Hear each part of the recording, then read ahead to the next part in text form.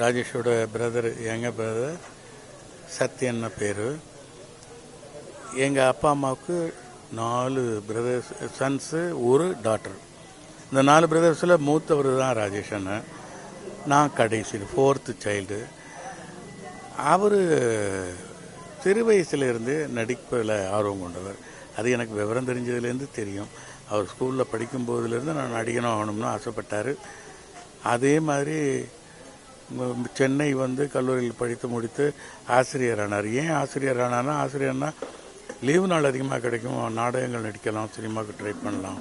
அதுக்காகவே மற்ற வேலைகள் எவ்வளோ வேலைகள் கிடைச்சும், டெலிஃபோன்ஸில் வேலை கிடைச்சும், நான் ஆசிரியர் ஆனார் தான் எனக்கு வந்து சினிமாவில் நான் வர முடியும்னு சொல்லி ஆசிரியர் ஆனார்.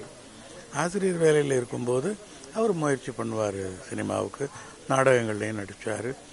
அவர் நினச்ச மாதிரியே அவர் ஒரு பிரேக் கிடைச்சது. கன்னி பருவத்தில் என் முதல் படம் அது சிலுவை இப்படி போச்சு. அதுலேருந்து அவரோட தொழில், சினிமா தொழில் அவர் கண்டினியூ ஆச்சு. அவர் சொன்ன மாதிரியே பரவாயில்லையே நடித்து வந்துட்டார் அப்படின்னு நாங்கள்லாம் ஆச்சரியமாகப்பட்டோம்.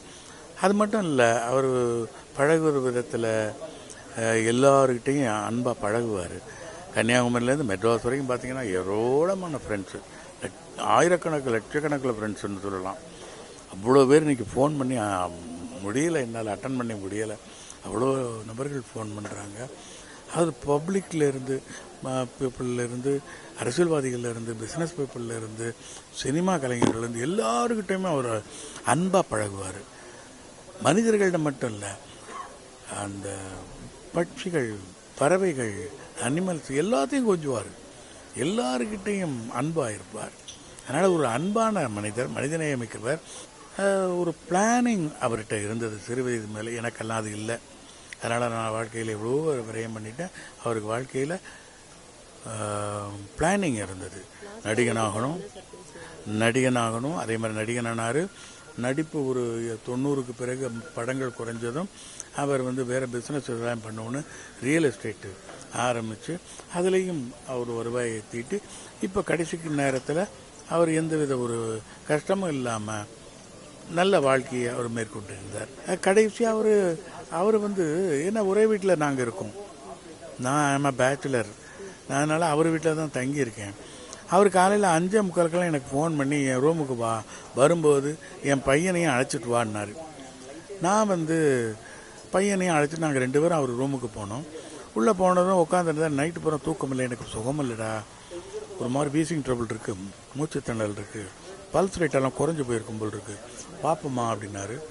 நான் எல்லா ட்ராயரையும் திறந்து பார்த்தேன், அது இந்த பாக்ஸ் இல்லை. அப்புறம் அவரே வந்து ட்ராயர்லாம் திறந்து பார்த்தேன், அந்த அளவுக்கு ஆக்டிவாக இருந்தார். அதுக்கு பிறகு எல்லாம் பண்ணிவிட்டு டாக்டர் வேணாம் வர சொல்கிறியா அப்படின்னாரு. சரி, நான்ட்டு டாக்டர் அழைச்சி வர சொல்கிறதுக்கு போனேன். அதுக்குள்ளே ஃபோன் பண்ணி அண்ணன் பையன் இல்லை வேணாம்னு சொல்கிறாருன்னு திரும்பி வந்துட்டேன். அப்புறம் சித்தா டாக்டர் ஒருத்தர் வர சொன்னார். அவர் வந்தார். அவர் வந்து பேச்சில் பிடிச்சிட்டாரு.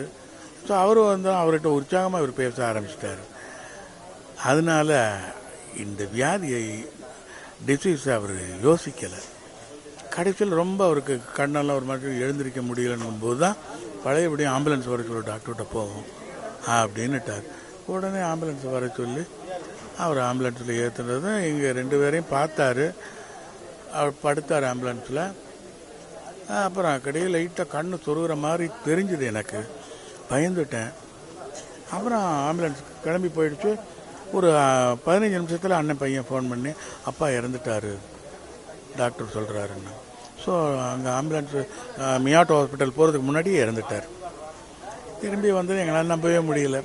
ஏன்னா மூத்த அண்ணன், குடும்பத்தில் பெரியவர், முக்கியஸ்தர், அவர் இறந்தது எங்கள் குடும்பத்துக்கு மிகப்பெரிய லாஸ். அவருடைய நண்பர்களுக்கும் மிகப்பெரிய லாஸாக இருக்கும். திரையுலகில் வந்து அவர் பழக்கப்படுத்தி கொண்ட நபர்கள் ஏராளம், அரசியல்வாதிகள் ஏராளம். அதனால் அவருக்கு மேலே ரொம்ப எல்லாம் அனுபவிச்சிருக்காங்க. நாங்கள் என் உயிர், நான் என் வாழ்நாள் முடியும் வரை அண்ணனை நான் மறக்க முடியாத அந்த முகத்தையும், அவர் எல்லாத்த பற்றி சொல்கிற விஷயங்களையும், சொன்ன விஷயங்களையும் நான் மறக்க மாட்டேன். எங்களை எல்லாம் நல்வழிப்படுத்தினார், நல்ல பாதையில் வழிநடத்தினார். எப்படி வாழணுங்கிறதெல்லாம் சொல்லி கொடுப்பார், எல்லாருக்கும் கிளாஸ் எடுப்பார், ஹெல்த் எப்படி வச்சுக்கணும்னு சொல்லுவார். ஆனால் அவரே அவருக்கே முடிவு வந்துருச்சு என்ன பண்ணுறது.